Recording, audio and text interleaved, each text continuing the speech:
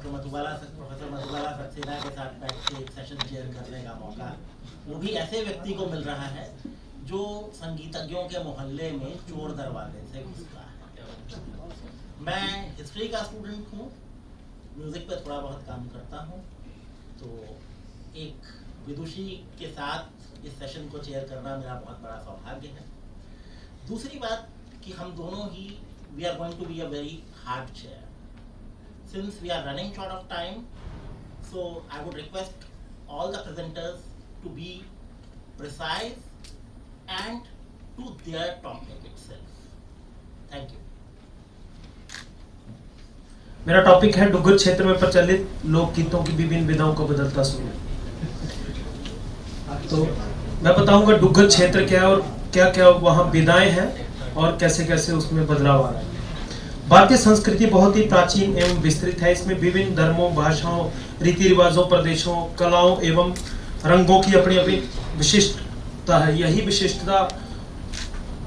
यही विशेषता भारतीय संस्कृति और सभ्यता का आधार है। भारत के प्रत्येक क्षेत्र की अपनी अपनी विशिष्ट पहचान है। यही पहचान उस क्षेत्र की वास्तविकता की पहचान वहां से हमें पता चलती है। हमारे भारतवर्ष में विभिन्न क्षेत्रों की विभिन्न संस्कृति है। उसमें से जम्मू व कश्मीर की भी अपनी विशिष्ट पहचान है, जिससे जम्मू कश्मीर की वास्तविकता का पता चलता है और वहाँ की सभ्यता, वहाँ की संस्कृति कैसी है उसका पता चलता है। तो जम्मू कश्मीर 3 भागों में विभाजित है, जम्मू, कश्मीर और लद्दाख। अभी तो यूटी बन गई, अभी लद्दाख अलग हो गया, लेह लद्दाख अलग हो गया और जम्मू कश्मीर अलग हो गया। तो इन तीनों क्षेत्रों की अपनी अपनी विशिष्ट पहचान है। जम्मू में प्रत्येक भाषाएं बोली जाती हैं, जैसे डोगरी, पुंछी, भद्रवाही इत्यादि। तो जम्मू के जिन क्षेत्रों में डोगरी भाषा बोली जाती है वो है डुग्गर क्षेत्र। तो उस क्षेत्र की में जो विभिन्न विधाएं उनका बदलता स्वरूप, उसके बारे में बात करूंगा। डुग्गर क्षेत्र की संस्कृति व सभ्यता यहाँ के लोकगीतों में प्रतिबिंबित होती है। यहाँ का लोक संगीत इस प्रदेश का दर्पण है। यहाँ के गेय विधाओं में इस क्षेत्र की संस्कृति एवं सामाजिक पृष्ठभूमि की झलक मिलती है। जन इतिहास का व्याख्यान करने वाला इस क्षेत्र का लोक संगीत कृषक एवं श्रमिक वर्ग का दिग्दर्शन करवाता है। वह इसमें देव, आस्था, प्रेम, प्रेमिका की पीड़ा एवं मानवीय संवेदनाएं स्वाभाविक ढंग से चित्रित है। डुग्गर क्षेत्र में प्रचलित लोकगीतों की विभिन्न विधाओं का बदलता स्वरूप जो है वो ऐसे है। डुग्गर क्षेत्र के लोकगीत इस क्षेत्र की संस्कृति को प्रतिबिंबित करते हैं। यहाँ की धरती में जो भी रंग बिरंगी जो वहाँ की विभिन्न विधाएं हैं उनकी नीरस कड़ी को वो प्रतिबिंबित करते हैं। वहाँ की प्रेम प्रेमिकाओं की जो आपस में पीड़ाएं होती है उसको प्रतिबिंबित, जो मतलब कृषि वर्ग होता है उसको प्रतिबिंबित करते हैं। यहाँ की जितनी भी संस्कृति है उसको सारा हम लोकगीतों में देखते हैं। डुग्गर क्षेत्र में लोकगीतों की विभिन्न विधाएं प्रचलित है। हिंदू शास्त्रों में अब विभिन्न विधाएं क्या क्या है, जैसे संस्कार लोकगीत, धार्मिक गीत है, ऋतु संबंधी लोकगीत है, प्रणय संबंधी लोकगीत है। वहाँ की एक बहुत भाग है, वहाँ की एक प्रचलित विधा, वहाँ टप्पे हैं, बेल इत्यादि ये विधा है। तो इसके बारे में मैं पारिवारिक चर्चा करूंगा। सबसे पहले मैं बात करता हूँ वहाँ के जो संस्कार गीत। तो संस्कार गीत जैसे शास्त्रों में 16 संस्कार बताए गए, लेकिन प्रेजेंट टाइम में तो 3 संस्कार, जन्म संस्कार, विवाह संस्कार और मृत्यु संस्कार ही प्रचलित हैं। तो इससे संबंधित लोकगीत जो हमें प्राप्त होते हैं वो उनका जो बदलता स्वरूप हमें प्राप्त होता है वो इस प्रकार है। जैसे संस्कार गीतों की हमें जो विधाएं इस वक्त मिलती हैं वो है विदाइयां, बदावे, गोड़ियां, सुहाग, सिडनियां, जागरणा, लोहनी, पल्ला इत्यादि ये जो संस्कार गीत मिलते हैं। तो इनमें हम देखते हैं, जैसे मैं एक उदाहरण देता हूँ इसका सुहाग का। तो जैसे सुहाग पहले गाए जाते थे मतलब विवाह के टाइम पे, तो उस वक्त क्या होता था, मतलब घड़ा ले लिया तो उसके ऊपर मतलब सिंगल कोई भी घड़ा ले लिया उस पे गा दिया, या फिर मतलब वो क्या बोलते हैं उसको, ढोलक ले लिया, चिमटा ले लिया, इसके साथ वो गा देते थे। लेकिन आधुनिक समय में जब हम देखते हैं उसमें क्या बदलाव आ रहा है, उसमें भाषा में भी परिवर्तन हो रहा है। पहले तो टिपिकल डोगरी जो होती थी वो उसमें देखते, लेकिन आजकल उसमें थोड़ा पंजाबी का टच आ रहा है, हिंदी के कुछ वर्ड्स यूज हो रहे हैं, तो ये हम परिवर्तन देखने को उसमें देख रहे हैं। विभिन्न प्रकार के वाद्यों का उसमें प्रयोग हो रहा है, कि जैसे पहले घड़ा ही होता था या ढोलक होती थी, आजकल सिंथ है, वायलिन है, या फिर हम देखते हैं ऑक्टोपैड वगैरह वगैरह, इन चीजों का उसमें परिवर्तन देखने को मिल रहा है हमें। तो उसके बाद हम बात करते हैं जैसे भाषा में परिवर्तन, मैंने बताया जैसे कि अलग अलग जगहों से जैसे आकर लोग बसे हुए हैं वहाँ पे, तो अब जहाँ कहीं से भी कोई आएगा तो उसकी भाषा का भी उस पे उसकी संस्कृति के ऊपर प्रभाव पड़ता है। तो थोड़ा बहुत हम देखते हैं कि भाषा में भी अशुद्धता आने लगी है। अशुद्धता ये नहीं कहेंगे कि अशुद्ध है वो, फिर ये कि डोगरी भाषा प्योर नहीं रही है, उसमें कुछ ना कुछ दूसरी भाषा का मेल होने लगा है, और उसके कारण उसमें भी हम बदलता उसका स्वरूप देख रहे हैं। और उसके बाद हम देख रहे हैं जैसे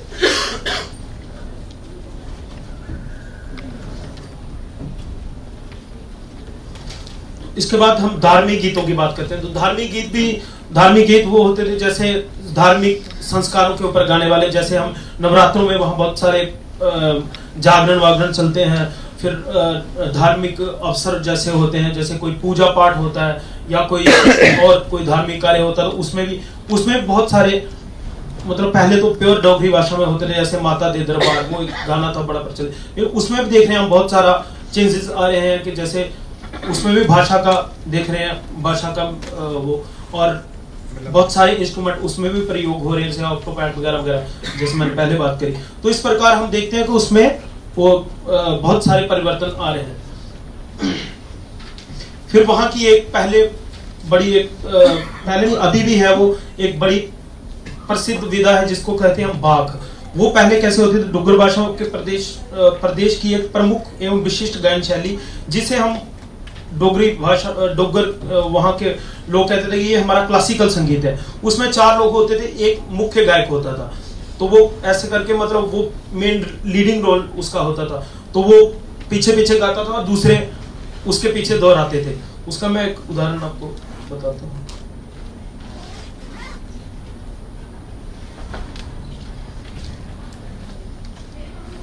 उसमें भी हम अभी परिवर्तन देखने को मिल रहा है, कि उसमें भी पहले तो 4 गायक होते थे, एक में लीडिंग रोल और दूसरे जैसे उसकी आंस को ही पीछे पीछे गाते थे जैसे करके, तो लेकिन उसमें भी बहुत सारा परिवर्तन देखने को मिल रहा है। उसमें और सारे इंस्ट्रूमेंट, पहले वो बिना इंस्ट्रूमेंट के होता था, कोई तानपुरा कोई कुछ इंस्ट्रूमेंट तबला वगैरह वगैरह कुछ नहीं होता, लेकिन आजकल उसमें भी बहुत सारे इंस्ट्रूमेंट को फॉलो किया मतलब प्रयोग किया जा रहा है, और भी बहुत सारी चीजें उसमें यूज करी जा रही है।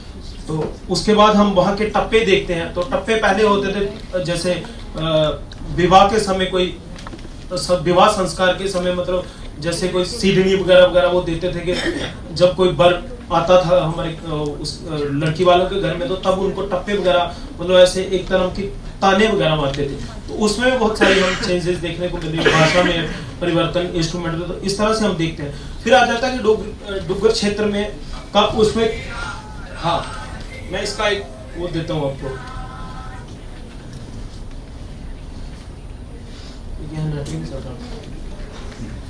तो इस तरह से हम देखते हैं ये।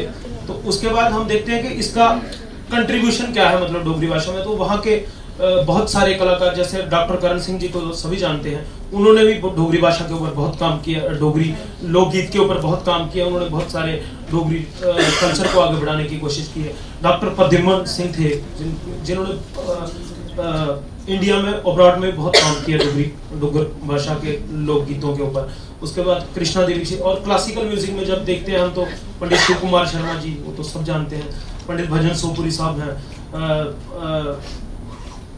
और भी बहुत सारे लोग हैं जैसे।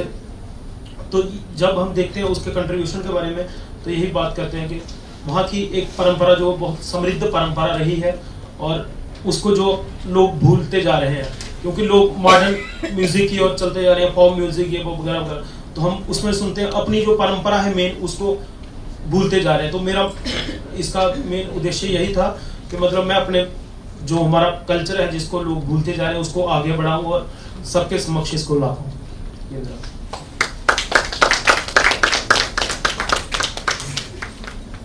कलाओं का उद्भव व विकास इन्हीं सतत प्रयासों का परिणाम रहा है। जीव विज्ञान के अध्ययन से हमें ज्ञात होता है कि भाषा से पूर्व ही संगीत की उत्पत्ति हो चुकी थी। प्रकृति का मूल रूप लय में प्रकट होता है। संपूर्ण जगत लय से प्रभावित है। आदिम जाति के लोगों का ध्यान पहले लय पर केंद्रित होना एक प्राकृतिक प्रक्रिया थी। समस्त विश्व में संगीत के विकास का प्रथम चरण लय में है।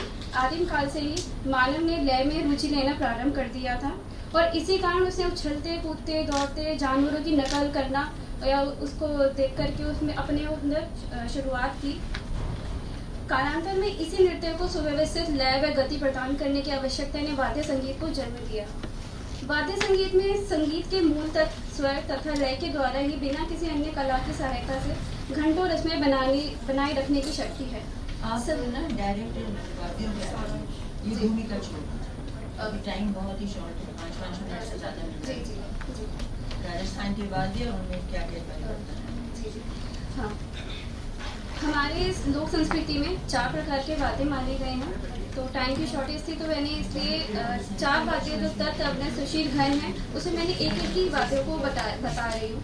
तो तत्व जो तारों से निर्मित वाद्य जो जिन्हें मिसराब, जवा तथा गज आदि से आघात करके बजाया जाता है, जैसे सारंगी, रावणता,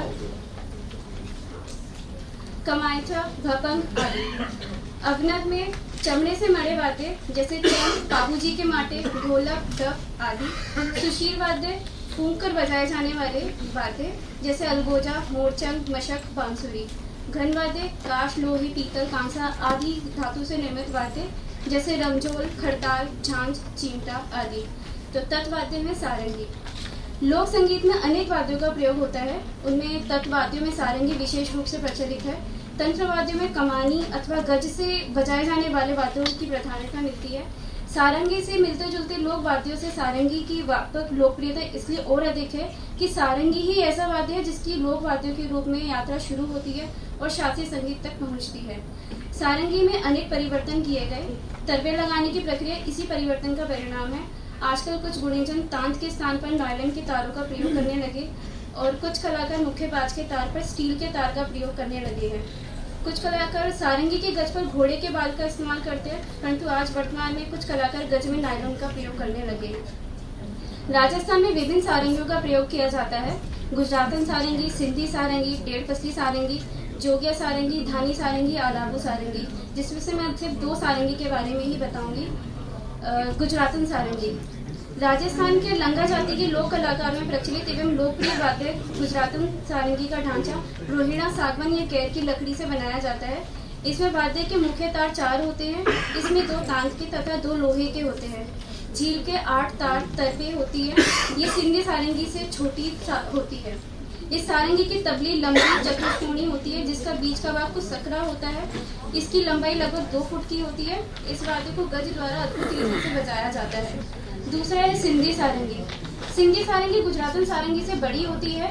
ये सारंगी राजस्थान के पश्चिमी क्षेत्र जोधपुर जैसे में बाड़मेर क्षेत्र के लंगा कलाकारों द्वारा प्रचलित है और बहुत लोकप्रिय भी है। लोक वाद्यों में प्रचलित अन्य सभी सारंगी की तुलना में ये सबसे विकसित सारंगी मानी जाती है और इसी सारंगी को शास्त्रीय संगीत के सबसे नजदीक माना जाता है। इसका ढांचा शीशम की लकड़ी से बनाया जाता है। इसकी तबली लंबी होती है। नीचे के गोल, बीच के कुछ सकरी तथा ऊपर का भाग चौड़ा होता है। इस पर चमड़े की झिल्ली बड़ी जाती है। इसकी नाल चौड़ी होती है। नाल के ऊपर की तरफ पेटीनुमा चकोर वक्ष बना होता है। इसमें बाज के मुख्य 4 तार होते हैं। इनमें 2 तार स्टील के तथा 2 तांत के होते हैं। इसके झार के 7 तार पीतल के होते हैं तथा झील के 17 तार स्टील के होते हैं। इस वाद्य को गज द्वारा बाधित किया जाता है। नेक्स्ट है अवनद वाद्य। अवनद वाद्य में पाबूजी के माटे। पाबूजी के माटे मुख्य रूप से राजस्थान के पश्चिमी राजस्थान, मारवाड़, जोधपुर, नागौर, बीकानेर क्षेत्र के थोरी नामक भील जातियों के द्वारा बजाया जाता है। ये वाद्य राजस्थान प्रांत में ही मिलता है। पाबूजी के माटे मिट्टी के 2 बर्तनों से बनता है। इन बर्तनों के मुख पर खाल मड़ी रहती है। ये खाल चमड़े की लहरदार बद्दियों में छोटी लकड़ियों के टुकड़े डालकर कसी जाती है। इन दोनों वाद्यों को अलग अलग 2 व्यक्ति बजाते हैं, किंतु उनकी लय व ताल समान ही रहती है। ये दोनों व्यक्ति अपने दोनों हाथों से उसको बजाते हैं। एक नर वाद्य होता है जो नीचे स्वर में मिला रहता है, दूसरा मादा वाद्य कहलाता है जो ऊंचे स्वर में मिला रहता है। आगे सुशील वाद्य अलगोजा। अलगोजा वाद्य का उपयोग विशेष रूप से राजस्थान प्रदेश में ही होता है। संपूर्ण राजस्थान प्रदेश में विभिन्न भागों में स्वतंत्र वादन के लिए इसका प्रयोग अधिक होता है। यह मेओ जाति के चरवाहों का जाति वाद्य है। इस वाद्य को बांस अथवा लकड़ी को पोला करके बजाया जाता है। इस वाद्य में बांसुरी होती है। दोनों बांसुरियों को एक साथ बजाया जाता है। इस बांसुरी का माप एक जैसा ही होता है। यह बांसुरी में 4 छिद्र होते हैं, कहीं कहीं 5 तो कहीं में 6 छिद्र भी होते हैं। अलगोजा से मिलता जुलता वाद्य सतारा है, जो राजस्थान के पश्चिमी जिले में ही बजाई जाती है। नेक्स्ट है घन वाद्य खड़ताल, जो राजस्थान का ही नहीं पूरे भारत में, पूरे विश्व में इसने अपनी जगह बनाई है, जिसको करताल और करताल भी कहते हैं। करताल राजस्थान के जोधपुर, बाड़मेर, जैसलमेर क्षेत्र के लंगा मांगलियारों का वंशानुगत लोक वाद्य है। ये समूह वाद्य है जो शीशम, रोहिड़ा या खैर की लकड़ी की 4 अंगुल चौड़ी व 10 अंगुल लंबी चिकनी 4 पट्टियों के द्वारा रूप में होता है। इसे बजाने के लिए वादक अपने प्रत्येक हाथ में 2-2 पट्टियां अंगूठे और उंगलियों में पकड़ लेता है तथा इनको परस्पर आघातित कर कलाई से संचालित करते हुए ध्वनि निकालता है। यह लयात्मक घन वाद्य है। कुशल वादक इसके वादन में तबले के बोल भी निकाल सकता है। प्राचीन काल में क्रमा, क्रमाट अथवा क्रमिका नामक वाद्य थे। उसी का ही बदलता रूप व प्रचलित रूप खड़ताल है, जिन्हें इन लोक कलाकारों ने अभी तक बनाए रखा है और परिवर्तित रूप से इनको बजाते गाते रहे हैं। खड़ताल वादक में सदीर खान मांगलियार को संगीत नाटक अकादमी द्वारा सम्मानित भी किया गया है। और अंत में मैं अपने विषय को यह कहकर खत्म करती हूँ। लोक परंपरा के अंतर्गत ऐसे समूह हैं जिनमें पीढ़ी दर पीढ़ी किसी न किसी वाद्य का वादन अथवा लोक परंपरा के गीतों और नृत्यों के साथ वादन की प्रथा चली आ रही है। वे वाद्यों को स्वयं ही बनाते आ रहे हैं, साथ ही समय समय पर युग के अनुरूप उनमें परिवर्तन भी करते आ रहे हैं।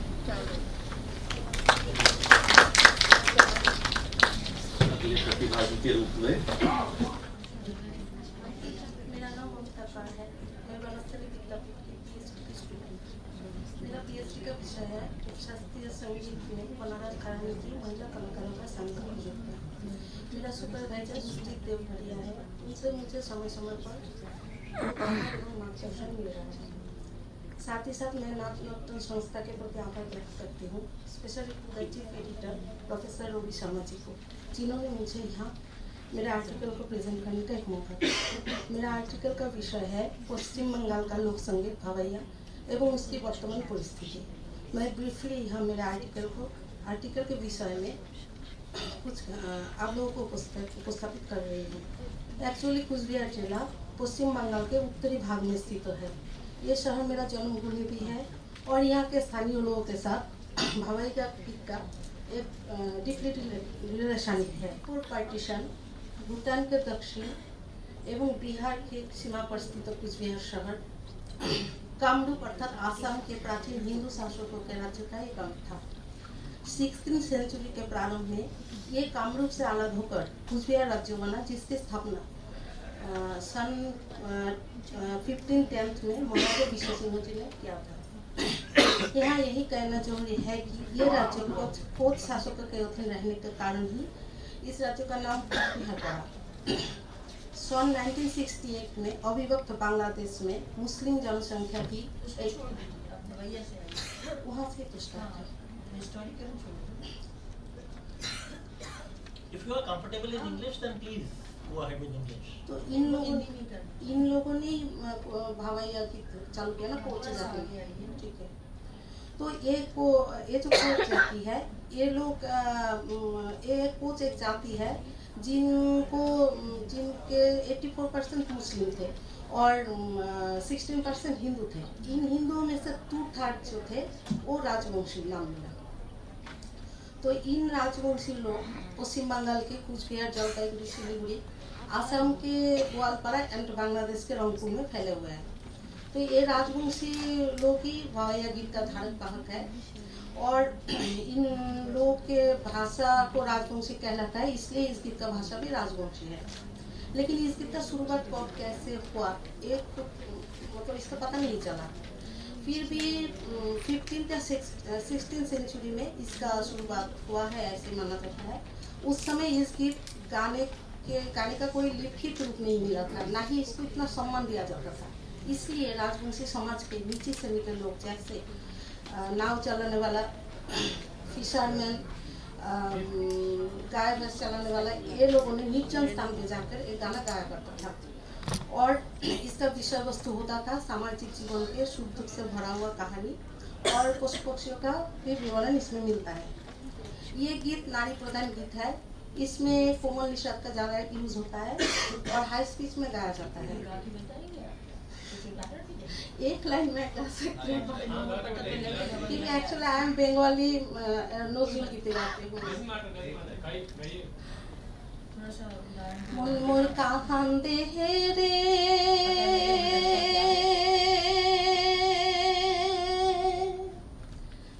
रात निशहर काहाले निहिंदेरी आली से पुतिमुख मा बोलिया डाके मन मोहर कहाँ दे रे। इतना मीन्स रात को जब स्लीपिंग में उसका हस्बैंड हो जाता है तो उसको वाइफ को वो माँ समझ के बुलाता है, इसलिए उसका मतलब रोकता है। तो इस गीत में कोई इसमें दो तारा, खास करके इसमें दो तारा बजाया जाता था उस टाइम, और इसमें कोई प्रकार भी है जैसे खटका भाई या जिसमें चटका भवैया, हिरोल भवैया, तो बोलने के स्टाइल एंड छंद के अनुसार ये नामकरण होता था। तो इसमें दादरा कहरवा ताल 3-3 छंद का 4 छंद मात्राओं का बजाया जाता है और लय 3 में ही होता है लेकिन विलंबित लय में ज़्यादा होता है, हाई स्पीच में गाया जाता है। तो इसमें विशेषता यही है जो बीचों बीच ह का, जैसे मैंने कहा बोला यही है, और एक है जो र को ना राजवंशी लोग र नहीं बोलते, अ बोलता है, जैसे राजा को आजा बोलते हैं ये लोग। तो इसका संरक्षण शुरू हुआ सबसे पहले 1904 में सर पियर्सन ने किया था, उनके द्वारा लिखी गई पुस्तक लिंग्विस्टिक सर्वे ऑफ इंडिया में। उसके बाद 1907 में जादवेश्वर जी ने इस गीत के लिपि को संग्रह किया था। 1908 से 1912 तक रंगपुर साहित्य परिषद में एवं 1930 में कुछ पत्र पत्रिकाओं में भावे गीत प्रकाशित किए गए। सन 1960 में कुछ विद्वानों ने एवं 70 में कुछ कलाकारों ने कुछ गीत रचना किया, जिसके फलस्वरूप 1980 में इसकी संख्या और भी बढ़ी एवं पत्र पत्रिकाओं में भी ज़्यादा प्रकाशित हुई। फिर भी आज भी लिखित रूप से मुंह से द्वारा गाया जाने वाला भावे गीत का प्रचार ही ज़्यादा है। वर्तमान समय में इस गीत में अनेक परिवर्तन आया। मुंह के द्वारा गीत होने के कारण इसमें भाषा तारतम्य आया है। इस गीत के ऊपर आजकल नृत्य भी किया जाता है, फिल्मों में भी प्रोजेक्ट होता है, जैसे राजवंशी फिल्म गजमती में आप लोगों ने जानते हो प्रयात भूपेन हजारिका जी ने एंड प्रयात प्रतिमा बरुआ जी ने ये इस गीत के फिल्म म्यूजिक डायरेक्टर भी थे एंड सिंगर भी थे। इस गीत के ऊपर पाला गान अर्थात फोक ड्रामा भी किया जाता है, जैसे पद्म पुराण, कुशान, दो तारा की रानी। पद्म पुराण में मनसा देवी जी के मंगल काव्य का वर्णना है, कुशान में रामायण के लव कुश संबंधित संगीत है और दो तारा के जिसमें मनोरंजन के लिए सर्केस्टिक वर्ड यूज किया जाता है। ये भी नारी प्रधान तो थे लेकिन अभी पुरुष भी इसमें गायन करता है। इसके आकाशवाणी दूरदर्शन में भी इस गीत के कार्यक्रम प्रस्तुत किए जाते हैं। इन गीतों के बहुत सारे रिकॉर्डिंग भी हो चुकी है। अब ये संग गाँव के सीमा अतिक्रम कर मंच तक आगे पहुंची, जिसके पीछे विभिन्न संगठन और संस्थाओं की भूमिका रही है। इस लोकगीत में आज केवल मात्र दो तारा नहीं और भी इंस्ट्रूमेंट यूज किया जाता है, जैसे ढोलक, बांसुरी है तो सब जानता है, लेकिन और कुछ स्पेशली है जैसे सराज, वेना, शारिंदा आदि प्रयुक्त होता है। Thank you. नमस्कार। मेरा जो विषय है लंगा जाति के प्रतिपादन के बढ़ते आयाम। सबसे पहले मैं आपके समक्ष लंगा जाति के विषय में रखूंगा कि लंगा जाति कौन है, कहाँ से है और क्या गाते हैं और क्या बजाते हैं। लंगा जाति एक राजस्थान की जाति है, लोक जाति है, जो जैसलमेर, जोधपुर, बड़नवा गांव साइड ये रहते हैं और इनका मुख्य काम सिर्फ गाना बजाना है, इसलिए इनको संगीत जीवी जाति भी कहा जाता है। अब इनके प्रतिपालन के बदलते आयाम से रिलेटेड मैं सीधे मेन टॉपिक पे आपको बताना चाहूँगा कि हमारा जो उद्देश्य मेरा इसका रहा है प्रपत्र का कि लंगा विषय की जानकारी उनके जजमानी प्रथा, इनकी जो पारंपरिक जजमानी प्रथा उनके विषय में जानकारी। दूसरा लंगा जाति के गीतों के प्रकार और लंगा जाति के पारंपरिक वाद्य व उनके वाद्यों में बदलाव। फिर अंत में संगीत के बदलते आयाम, उनके प्रतिपालन के। लंगा जाति मुख्य राजस्थान से के रेगिस्तानी क्षेत्रों से बिलोंग करती है। जो मुस्लिम वर्ग के लोग हैं ये बाड़मेर, जैसलमेर, जोधपुर कई जिलों में रहते हैं। ये जोधपुर से इनका 150 किलोमीटर 150 किलोमीटर दूर बाड़मेर जिले के एक बड़नाव गांव में इनका 300 का परिवार रहता है। लंगा जाति एक संगीतजीवी जाति है जो मुख्य रूप से गाने बजाने का कार्य करती है और देश विदेश में अपनी छाप छोड़ चुकी है। लंगा जाति अधिकांश लंगा जाति सिंधी सारंगी ही बजा के अपना गायन वादन करते हैं। और लंगा जाति में 2 प्रकार के पार्ट्स हैं, एक श्रोणई लंगा और एक सारंगिया लंगा। सारंगिया लंगा सिर्फ सारंगी बजा के अपना गायन वादन करते हैं और श्रोणई लंगा अलगोजा या फ्लूट जैसा इंस्ट्रूमेंट हो गया या फिर पुंगी, मुरला ऐसे वाद्यों का गायन करते हैं। मगर आज के समय में ये मिक्स होके भी अपना गायन वादन करते हैं। लंगा जाति की जजमानी प्रथा, लंगा जाति की जजमानी प्रथा 300 से 400 वर्ष पुरानी है, जो अपने जजमानों के घर यहाँ जाके गायन वादन करते थे। जजमान उनके वो लोग होते जो उनकी जीविका चलाते थे। जीविका चलाने का अगर पुराने समय में बात करें तो उनके जजमान के घर में कोई भी खुशी का माहौल हो, शादी ब्याह का माहौल हो, जच्चा बच्चा हुआ हो किसी के यहाँ, कोई भी खुशी का माहौल होता था तो लंगा लोग जाते थे और वह उनके पारंपरिक गीत गाते थे और उनके यहाँ प्रस्तुत करते थे। और उनको उसके बदले में या तो कुछ आटा, दाल या मवेशियां या फिर ये मिलता था। आज के टाइम में भी ये वो परंपरा उनकी चलती आ रही है और आज के युग में भी ये कर रहे हैं। मगर थोड़े से बदलाव ये आ गए हैं कि वो लोग पैसे ले लेते हैं, जैसे रुपया मिल जाता है या अन्न मिल जाता है। मगर मेन बात इनके जो जजमानों के यहाँ अपने संगीत प्रस्तुत करने की है वो है इनकी प्रथा। इस प्रथा में ये सिर्फ और सिर्फ सारंगी का प्रयोग करते हैं या फिर अलगोजा या फ्लूट का। ये हारमोनियम, ढोलक, खड़ताल किसी का प्रयोग नहीं करते हैं क्योंकि इनका जो मुख्य वाद्य है वो सारंगी है। लंगा जाति के जो गीत हैं वो कई प्रकार के गीत हैं, जैसे जलालो बुलालो, कुरजन, हिचकी, सोरठ, गोरबन, चरखा, लवरजी, शिशु जन्म पर आधारित गीत, शादी ब्याह के गीत, प्रेम प्रसंग गीत और गोरबन। ये मोहर्रम व मृत्यु के समय भी एक मसीहा नामक गीत भी गाते हैं और सिर्फ ये अपने जजमानों के यहाँ गाते हैं। लंगा जाति रजवाड़ों और राजा महाराजों के यहाँ भी अपना गायन वादन प्रस्तुत करते चले आ रहे हैं। उनके लिए, लंगा जाति के लिए मुख्य रूप से मेन जो उनके अन्नदाता होते थे वो उनके जजमान होते थे। और जजमान गरीब भी हो सकता है, अमीर भी हो सकता है, राजा महाराजा नहीं उनका जजमान होता था। वो सिर्फ राजा महाराजा की, जैसे कोई ब्याह हो गया तो वहाँ पे उसमें प्रस्तुतिकरण देते थे, या राजा अगर कोई युद्ध जीत के आया तो उसमें वो गीत गाते थे। अब इनके गीतों की जो प्रकार हैं वो हमेशा शुरुआत इनके गीतों की दोहे से होती है। कि जैसे एक सावन का गीत है, आज पियासू खटपटी तो झटपट बोलो बैं, ऐसे करके इनके शब्द की दोहे से शुरुआत होती थी। तो उसमें से एक लंगा का मैं आपको सबसे पहले मैं इंस्ट्रूमेंट्स दिखाना चाहूंगा। तो स्लाइड नेक्स्ट करेंगे, नीचे। हाँ, ये अलगोजा है, सिंधी सारंगी है जो आज के समय में भी ये यूज करते आ रहे हैं। और मुरला ये बजाते हैं और इसमें गुजरातन सारंगी भी है। सिंधी सारंगी के अलावा गुजरातन सारंगी भी है जो सिंधी सारंगी जैसे होती है। ये मोरचंग है जो अभी कुछ 40-50 वर्षों से यूज होने लगा। और खड़ताल मेन तो वैसे वाद्य जिनकी शुरुआत की गई थी वो मांगनियार जाति ने की थी। और ये मांगनियार जाति खड़ताल शुरू कर बजाने वाले पहले लोक गायक हैं। उसके बाद लंगा जाति ने भी खड़ताल का प्रयोग शुरू किया। और आफ्टर रूपाइन इस लंगा जाति के विषय में कई सारे टॉपिक्स पर काम हो चुका है, जिसमें एक रूपाइन संस्था जोधपुर की है जो एक निजी संस्था है, रूपाइन संस्था, जिसके इस समय संचालक श्री कुलदीप कोठारी जी हैं जो श्री कोमल कोठारी जी के सुपुत्र हैं। तो मैम उसी के विषय में बस थोड़ा सा, तो उनका जो इन पे विषय पे जो काम रहा है, वो उन्होंने मेरे को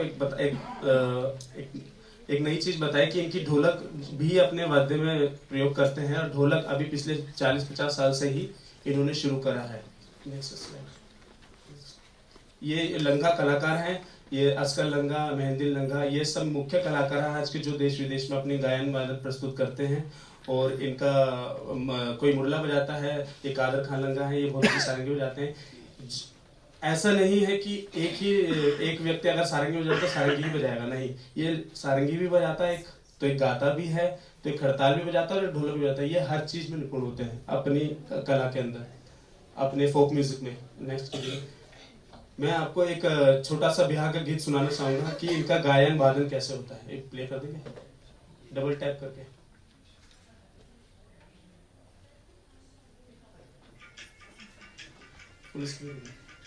ये बिहार का गीत है जो ये खुद गा रहे हैं और खुद बजा रहे हैं सारंगी। लाइट बंद करवानी पड़ेगी। ओके, दिख रहा है। आप लोग एक माइक रख दीजिए, एक माइक रख दीजिए। सुन रहा हूँ, सुन रहा हूँ।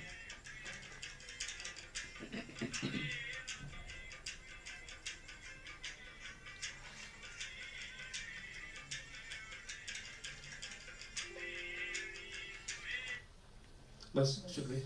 तो मैं आपको बताना चाहूंगा कि मेरे शोध पत्र में जाति, लंगा जाति के अन्य विषयों पर चर्चा की गई, जिसमें पीढ़ी दर पीढ़ी और लंगा जाति के कई आयाम रखे गए हैं। पुराने समय से ही लंगा जाति के लोग जजमानी प्रथा के अनुसार अपनी जीविका चलाते थे तथा खेती वगैरह ये सब जो कि मैं बता चुका हूँ करते हैं। बट आज के युग में लंगा जाति की कनेक्टिविटी बढ़ गई है, वो सरकारी संस्थाओं से भी जुड़े हैं, वो ICCR से भी जुड़े हैं, वो भारत सरकार की कई संस्थाओं से जुड़े हैं, जो देश विदेश ऑस्ट्रेलिया, यूरोप, कनाडा हर जगह अपनी प्रस्तुति प्रस्तुत करते हैं। इसी के यहाँ पे एक जजमानी प्रथा के बारे में बात आती है कि ये परफॉर्मेंस इनकी इतनी बढ़ गई है, तो इनकी क्या जजमानी प्रथा अभी भी उस तरीके से चल रही है? जजमानी प्रथा उनकी उसी तरीके से चल रही है, जहाँ पे ये रहते हैं वहीं पे इनके जजमान रहते हैं। ये अपने जजमानों के ही गांव में रहते हैं, अपने जजमानों के आसपास एरिया में रहते हैं, ज़्यादा से ज़्यादा 30-40 किलोमीटर का अंतर रहता है। और इनकी गायकी में बस बदलाव ये रहा है कि ये आजकल के फिल्मी गीत भी गा रहे हैं, सूफी गीत भी गा रहे हैं, जैसे छाप तिलक भी गाते हैं, तो दूसरे भजन भी गाते हैं, बॉलीवुड भी गाते हैं और बजाते भी हैं सारंगी वगैरह पे। तो ये इनके ये छोटे मोटे बदलाव हैं, मगर मुख्य रूप से इनकी जो जजमानी प्रथा है वो आज भी कायम है और चलती आ रही है। हाँ जी, हाँ जी। लास्ट में खत्म करना चाहूँगा। तो मेरे शोध पत्र में प्राथमिक और माध्यमिक सभी स्रोतों का प्रयोग किया गया। इसमें उपयुक्त लिखित बातों से निष्कर्ष यह निकलता है कि लंगा जाति का परिचय सदियों से चला आ रहा है। जजमानी प्रथा व लंगा कलाकारों और लंगा कलाकारों के पारंपरिक वाद्य वह सांगीतिक जीविका उपार्जन के बदलते आयाम के कई विषयों के में मैंने अपनी जानकारी आपके समक्ष प्रस्तुत करी है, और इसी से मैं अपना विराम देना चाहूँगा। धन्यवाद।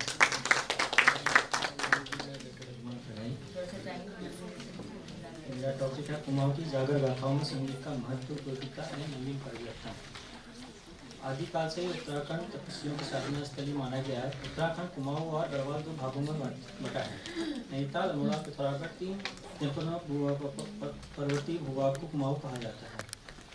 उत्तराखंड असंख्य लोक देवी देवताओं का आराधना स्थली नाम से भी जाना जाता है। कुमाऊं में स्थानीय देवताओं का विशेष महत्व। यहाँ की पृष्ठभूमि जिन स्थानीय देवताओं से निर्मित हुई है उसे कुल देवता, इष्ट देवता, ग्राम देवता कहा जाता है।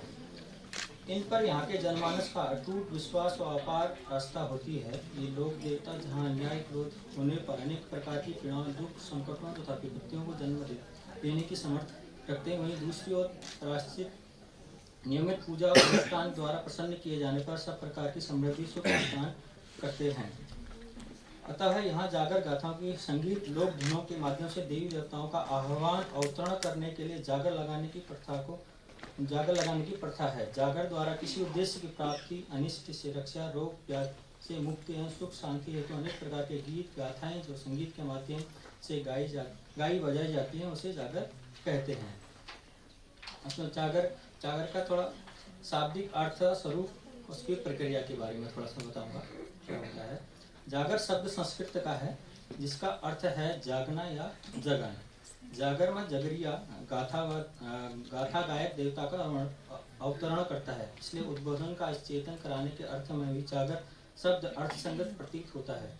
इस प्रकार जागर जागरण और उद्बोधन दोनों अर्थों के प्रतीत करता है। देवी देवताओं को प्रसन्न करने या प्रेत बाधा निवारण हेतु रात्रि जागरण करके जो गाथा गाई जाती है उनके गान से देव विशेष चेतन होता है, उन्हें जागर कहते हैं। इसकी प्रक्रिया और प्रकार।